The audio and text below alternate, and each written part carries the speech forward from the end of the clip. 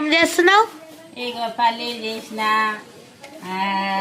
కొబ్బరి గిరిన, ఇలాచీలు, సోంపు, రవ్వ అన్ని జర నెయ్యిలో గరం చేసుకొని ఇక అన్ని ఒక జాడలో మిక్స్ చేసి ఈ కజ్జికాయల కోసం తయారు చేసిన.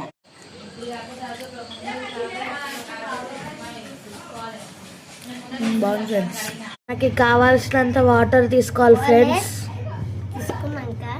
గోధుమ పిండి తీసుకొని మంచిగా జల్లెడ పట్టుకోవాలి ఫ్రెండ్స్. ఇక గోలుగా చేసుకోవాలి, పిండిని గోలుగా చేసుకొని చపాతి లేక గోలుగా చేసుకున్నాలి. మనం కావాల్సినంత సొజ్జ నింపుకోవాలి. ఇక సొజ్జ నింపుకొని ఇక మనం కజ్జికాయలు చేసుకున్నాలి. ఇట్లా మంచిగా ఉంటుంది. అదని అంటించుకుంటే ఇక పలిగిపోదు. ఇక మంచిగా నూనెలో దేవుకుంటే మంచిగా అవుతాయి.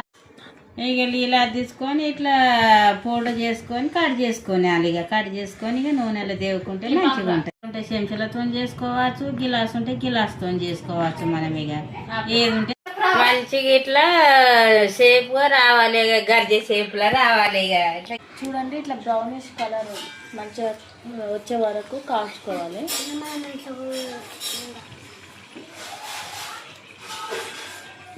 హాయ్ ఫ్రెండ్స్, ఇప్పటి వరకు గజ్జికాయల ప్రాసెస్ చెప్పింది మొత్తం మా అమ్మ. ఇప్పుడు నేను డీప్ ఫ్రై చేయబోతున్నాను. చూడండి, ఇప్పుడు ఒక్కొక్కటిగా తీసుకొని ఆయిల్ వేయాలి. ఇలా బ్రౌనిష్ కలర్ వచ్చాక దించుకోవాలి ఫ్రెండ్స్.